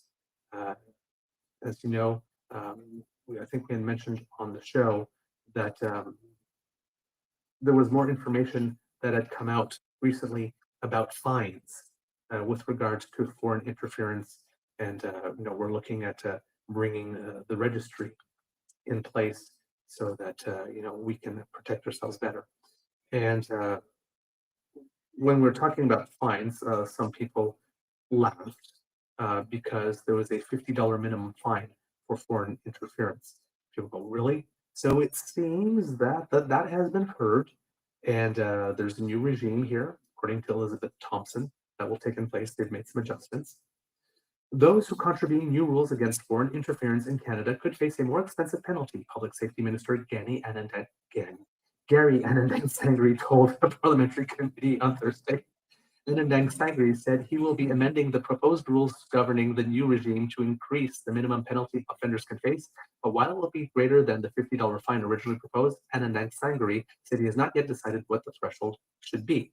$50 is the floor, 1 million is the ceiling, he later told reporters. If you look at comparable registries such as the Ethics Commissioner, their minimum fine, for a lack of a better term, is $100. Because sometimes you have violations that just require a small, wrap on the nickels and hey, it's hard enough. But other times there's some bad stuff that you need a bigger fines for. Anandang Sangri said the level of fines imposed for infractions will be up to the new Foreign Influence Transparency Commissioner based on a variety of factors such as whether someone knowingly breached the rules and if they have previous infractions. Anandang Sangri said the change is one of several the government is weighing following comments from the public and opposition MPs on proposed regulations to create a regime to help protect Canada and Canadian elections from foreign interference. So they released an initial policy for comment. They got the comments. Some people were not happy with some of them, and they're making the adjustments. Wow, government working as it should. Wow, amazing. Anandang Sangri refused to disclose to reporters what other changes the government is contemplating, saying he hopes to get cabinet approval in a couple of weeks and then publish the changes in the Canada Gazette. There's often a lag of several days between the time cabinet approves an order on council and when it's published and goes into effect. Anandang Sangri's comments come a year and a half after Parliament voted to create a system to police political interference by those working on behalf of foreign countries. The legislation requires the governments to name a Foreign Influence Transparency Commissioner and create a registry listing those who have made arrangements to work in Canada as agents on behalf of foreign governments. In January 2025, an inquiry headed by Justice Marie-Josée Hug concluded in its final report that transnational repression in Canada was, quote, a genuine scourge, and that the People's Republic of China was, quote, the most active perpetrator of foreign interference targeting Canadian democratic institutions.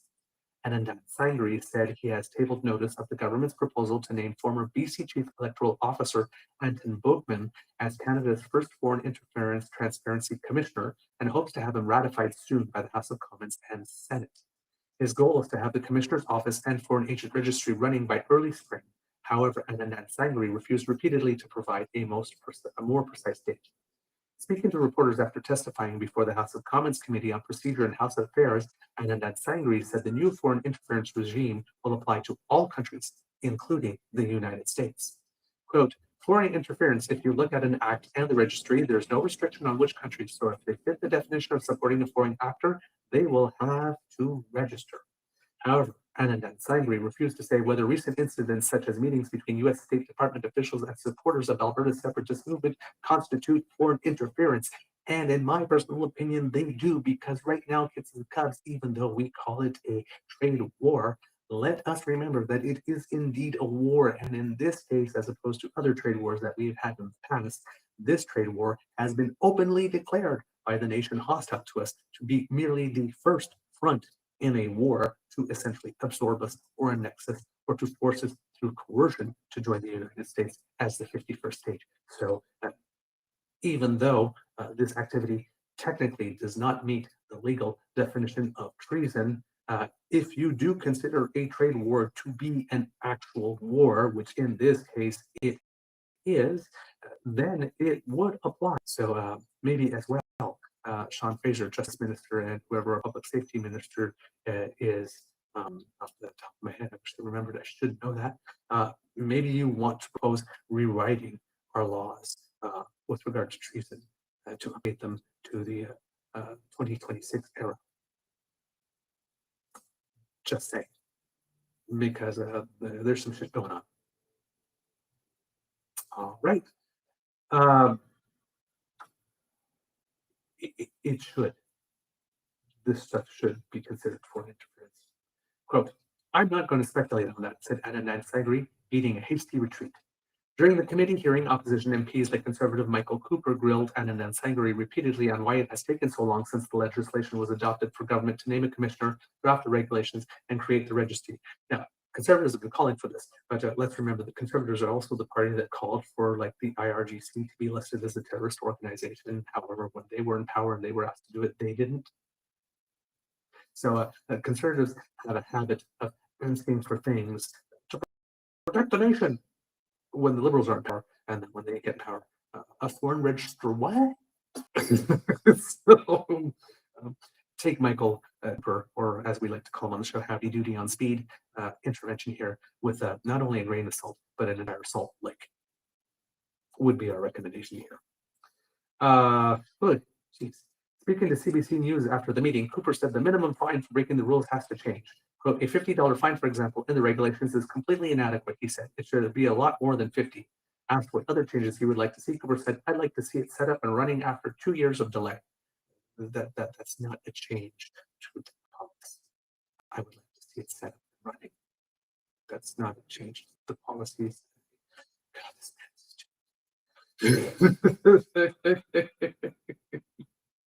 oh my God. Not fast enough. It's not fast enough. Listen, if you have an opposition that all they can say is not fast enough, you probably have a government that's doing pretty well. Because usually with the government, there's a lot more to critique than just speed. I'm just saying. Trying to see if there's any more about the person who has been appointed to be the commissioner, because I believe it had been announced previously. It was, but oh yeah, there it is. Was announced on January 28th, actually. So it's been a little bit here. Giving the opposition 7 days to provide feedback on the nomination here. But it says, this is according to Elizabeth Thompson here. The federal government has proposed that former British Columbia Chief Electoral Officer Anton Bogman become Canada's first foreign interference watchdog. And I'm going to see if what's in his resume here. Bogman's nomination comes in, nope, we all know about that part, then Justice Hogue. But then here we go. It says, among the concerns that prompted the inquiry were that foreign powers, the Foreign Interference Inquiry, have tried to influence the outcome of Canadian elections. Bogman served as British Columbia's Chief Electoral Officer from June 2018 to November 2025. Since then, he has been working as an election management consultant, according to his LinkedIn profile. He has earned a BA from the Royal Military College in 1988 and an MBA from Athabasca University in 2001. And there you go. That's pretty much all the information that we have on him, and that's available. All right, kids and cubs, that is the end of this episode of the Daily Beaver Morning Show or Afternoon Show. We hope that you love listening to us because we love making this for you. Remember, sharing is caring and word of mouth is priceless. So please tell your peeps and poops all about us. We really appreciate it when you do, really do, especially when you say why this content resonates with you. If you would like to help us, please know that we have on our YouTube channel an ability for you to like, share, and subscribe. So please scan this QR code if you have the opportunity and go there and smash with our buttons. It makes us really happy when you do. And Kits, Elaine, and Cassie will approve. Plus, you earn our undying gratitude, which is something that's actually really valuable here at Beaver Lodge. Just saying. And now, Kits and Cups, if you would like to support us in other ways, say financially, for example, that QR code will bring you to the Emergency Hydration Fund here at the Beaver Lodge, also known as our coffee page, ko-fi.com/eagerbeaver, all in one word. And when you go there and make a little contribution, you help to keep your favorite beaver nice and moist. Beaver moist. Yum, yum, yum. Gotta love it. Also, Kids and Cups, if you're doing the Buy Canadian thing, truenortheagerbeaver@gmail.com is our email address. You can send us a direct transfer, and therefore, no USCE Tech Pro gets a share of your donation. 100% of it comes to us, so your dollar goes further. We thank you for your contribution. And if you're watching on YouTube, remember we have Super Chat and memberships. So if you can, please make a donation. We would be very grateful for it, and it would definitely help us a lot. Now, if you're not able to contribute financially, please don't worry, because your attention and participation is priceless. And we very much value it, but we still want to hear from you. So you can contribute in other ways, like by letting us know what you like about the show or what we can improve, sending us suggestions for guests, articles, and stuff of the like that you can send to us that you think we should be appraised of. And as I say this, I just remember that Kit Linda sent me something that I promised that I would read in this show. So that I will do that even though that will take me over the 2-hour mark, which I was trying to stay under. But please do all of that, of course, and if you have good things happening to you, we would love to hear about that too. Because democracy is something that you do. Remember, we have the public consultations for the Alto train. We have a by-election provincial in Quebec and Chicoutimi for the 23rd. We have the PEI Progressive Conservative Leader Convention on the 7th, which I believe is tomorrow. Is it? Yes, there you go. And we have the 2 petitions that we've been circulating. One to ask the Minister of Health to invoke the disallowance clause to negate or nullify legislation, anti-trans legislation by the governments of Saskatchewan and Alberta, and the other one petition to encourage task Parliament to propose legislation to make it such that Canadian media should be owned and operated by Canadians for the benefit of Canadians. Words of wisdom: if snorkeling, don't swim too close to the rocks. There you go. May not be very useful for you in Canada in February, but keep it in mind and put it in the filing cabinet. Right there. So, in case you need it one day. It can be a tough world out there, kids and cubs. Please be kind to and gentle with yourself. Now at the count of 3, because there are no cocks around here where we are in Puerto Vallarta. I need you, again, kids and cubs, to say, Mr. Beaver, please cue the cock. On 1, 2, 3. Oh, yeah, I hear it. I hear it. Oh, and there's an extra boost of patriotism to it, given that the opening ceremonies are taking place, and you've just seen Canada walk in to get a big cheer. And since you've asked so kindly, kids and cubs, you know, as your humble queen, I cannot resist the opportunity to serve. You are listening to a True North Eager Beaver Media Incorporated podcast. The True North Eager Beaver podcasts are proudly brought to you by our founding sponsors: the Misfit Mysteries from Corvid Moon Publishing, your source for science fiction, fantasy, and cozy mysteries featuring a broad diversity of characters; CanadianTarot.com, their uniquely Canadian online eclectic tarot community; and the Peppermaster, hot pepper sauces made from farm-fresh ingredients to thrill your taste buds and expand your mind. We are grateful to the Crier Media Network for its support, Pete Jarvis for our artwork, and Paul Joseph Something for our opening and closing sequence music.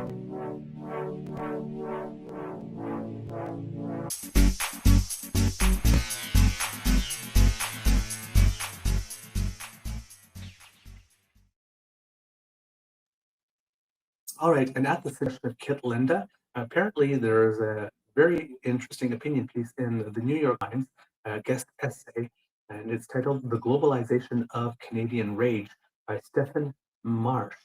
And I'm going to take a look to see if there's any bio information at the end of this. Stephen Marsh is, or Stephen, I'm not sure, is the author most recently of, quote, "The Next Civil War." And that's pretty much all we have on him there. So let's see what they have to say, because I was told that this is well worth a read. The defiance against America that has consumed Canada, or Canadians. Sorry, let me try that again. I'm just going to make this type here is a little small.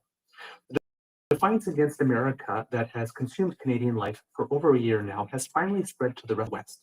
The message of Prime Minister Carney's speech at Davos last month, that a, quote, rupture in the world order was not new for Canadians.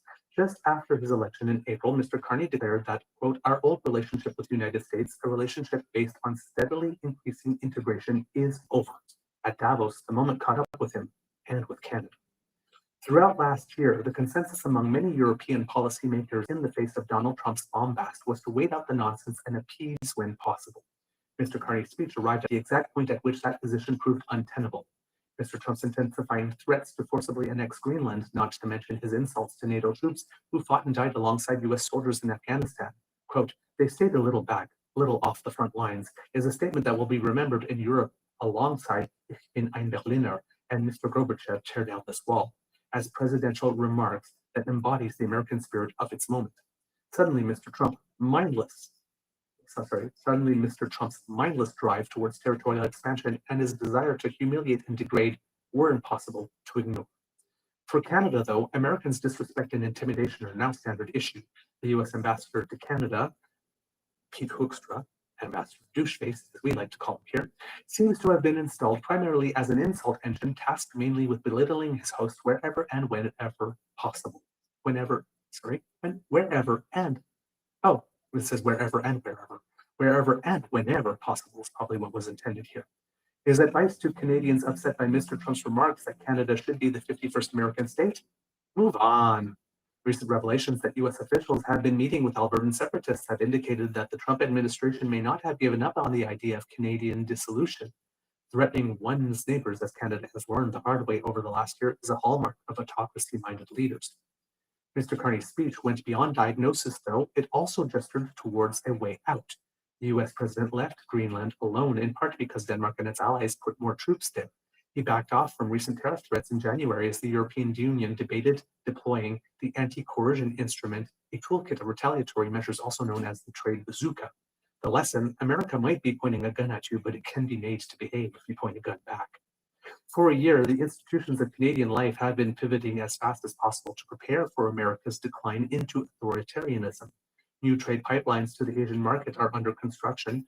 The military is reported to be modeling plans for resistance to a hypothetical American invasion involving insurgency tactics supposedly inspired by the Mujahideen in Afghanistan. One former top defense official has said that Canadians, quote, should keep our options open on the topic of nuclear weapons. Even Canadian-centric media content is on the rise here. Then again, everybody is watching heated rivalry, not just Canadians. Other countries are moving in similar directions. Apps that help consumers boycott American products, which began to launch in Canada way back in early 2025, are surging in places like Denmark and Sweden. It's not for nothing. With many Canadian provinces pulling American liquor from shelves, the export of U.S. spirits to Canada dropped by 85% in 2025, and the bourbon maker Jim Beam has temporarily halted production at one of its Kentucky distilleries. Loathing is a powerful economic and geopolitical force. Loathing, unadulterated loathing. American aggression and American decline are of a piece, as Mr. Carney has announced a slew of measures aimed at boosting Canada's electric vehicle industry. Nobody has argued for a moment that American equivalents could compete. By ending EV tax credits, Mr. Trump may have all but ensured that the American electric vehicle will one day be a thing of the past. America has decided not to compete. It would rather pose. If you are integrating yourself into the American sphere of influence, or whatever Mr. Trump's national security apparatus calls it, you are integrating yourself into antiquity, or worse. At the same time, America is becoming synonymous with dangerous randomness. The constitutional system is in collapse. The legislative branch, made up of both Democrats and Republicans, is missing in action. The Supreme Court debates the legal equivalent of how many angels can fit on the head of a pin, while the legal order that has been held the country together for 250 years sputters towards an ignominious evil. Ignominious? I don't know how to pronounce that word. Ignominious. I cannot pronounce that word. Ignominious end. Nobody knows what America is anymore. Not Americans, not their enemies, not their friends. Coming to terms with this reality has not been easy in Canada. American exceptionalism is a hell of a drug. It's hard to break the habit of thinking of Americans as the good guys. For Canadians, what is unfolding in Minnesota and elsewhere is happening to our friends, our neighbors, our colleagues, our kin. It is happening to people we love and understand better than anybody. But the rupture, as Mr. Carney calls it, is nothing more than seeing clearly. Today, it's America that poses a threat to our freedom and democracy, not China, not Russia, America. And now the work begins. For better or for worse, what people most admire in Canada, certainly more than success, is the capacity to endure, no doubt a product of the brutality of the landscape. Atanarjuat, the hero of Inuit legend, survived a murderous plot by running through the snow naked. Terry Fox, as every Canadian schoolchild knows, ran a marathon a day for 143 days on a single leg to raise money for cancer. The idols of our national sport spit out their teeth and get back in the game. Mr. Carney's speech offered a glimpse of that spirit too. What liberal democracies need now more than ever is the sheer will to go on without nostalgia for what once was. The West is feeling its betrayal turn into rage. The world is waking up to both its vulnerability and its value, but better late than never. We're all Canadian now. And with that, Amour et bisous. And we'll see you on Monday.